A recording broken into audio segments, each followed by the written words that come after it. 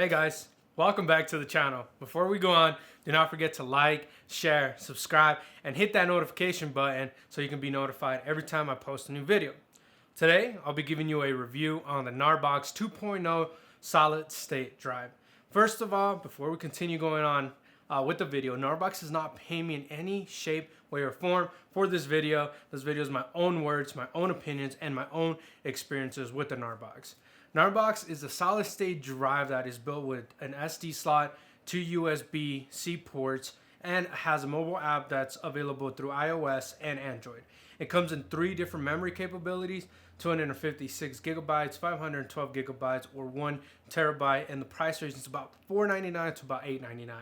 Comes with an Intel Core processor, 2.4 gigahertz CPU, 4 gig RAM, and a 3000 milliamps lithium-ion battery. Weighs about 375 grams or 0.8 pounds. So the real reason why I even bought this product in the first place was last year I was hired on by an off-road racing team to chase them in one of the races that's called the Vegas to Reno race. It's a race that's in nothing but desert, dirt, and a lot of climate changes and environment changes.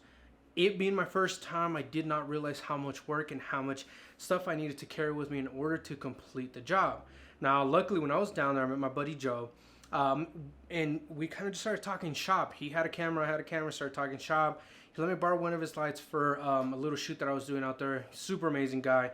And eventually started asking me, how do you store your data? And I told him I didn't.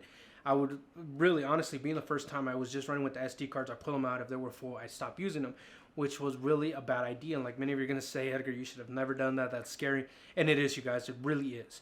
And as he told me about the Gnarbox 2.0, I kind of just started looking at it. And luckily enough, I was able to buy it before I went to the Wisconsin race, which is the Iceman 500 earlier this year. And it worked wonders.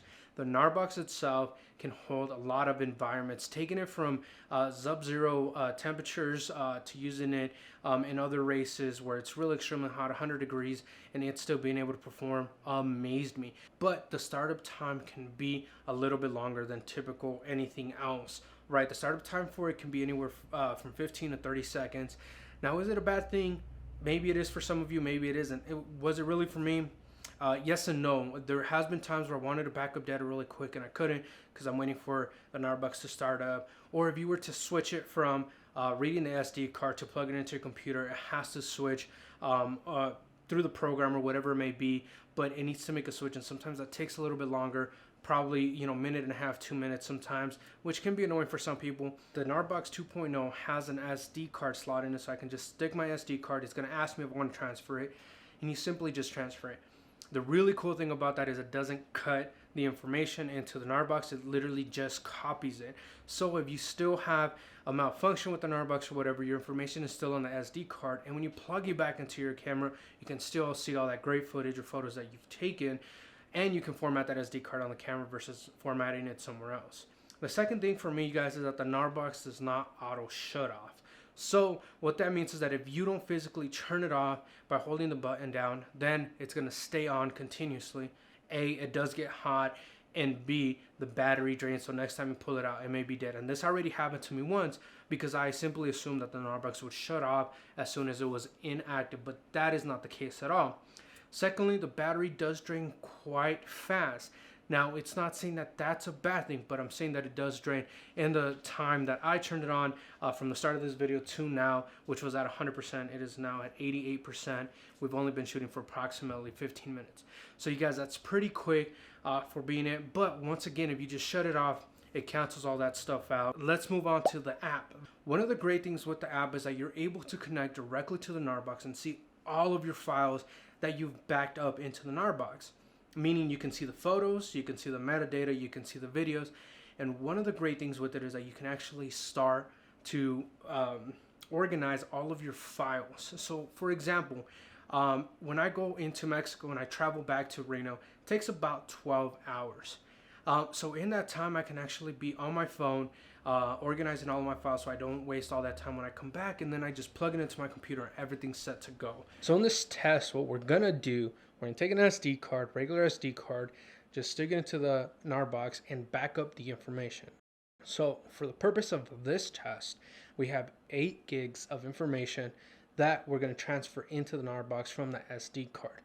Now, you guys, this is not in real time, as we're speeding it up for you guys, so you guys don't have to watch this for 4 minute and 47 seconds.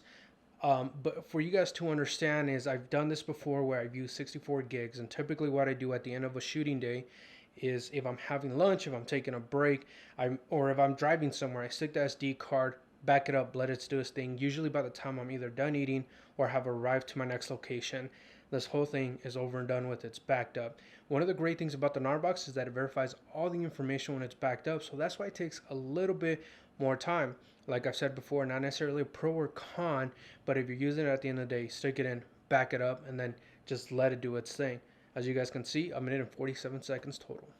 If this is something that you do, if you travel for any reason with video and photography or any data, this is an important device that I suggest that you guys purchase. Really great device. Overall, my last comments for it is that it's really worth the price. I know some people may say, well, you know, you can buy a terabyte for like $100, an external drive. Yeah, you guys, you're right, but you have to plug it in to something like a laptop to really transfer the data where you don't hear the SD card slot is available on it right at the bottom. You pop it out, pop it in, and that's it. You guys are on the go. It comes with the charging port on it. It comes with the wire to charge it, so it's really readily available for you to use. And you can purchase a second battery if a battery becomes an issue to you, depending on how you use it. So I'm gonna leave the link in the description, you guys, for you guys to go purchase this. There's also a Gnarbox One, which is a little bit different. Now, may not be as versatile. I've never tried that product, so I don't know what it's like. But if you guys want to go check them out, check the link in the description. Once again, not affiliated. This is completely my opinion, you guys. And I will see you guys on the next video.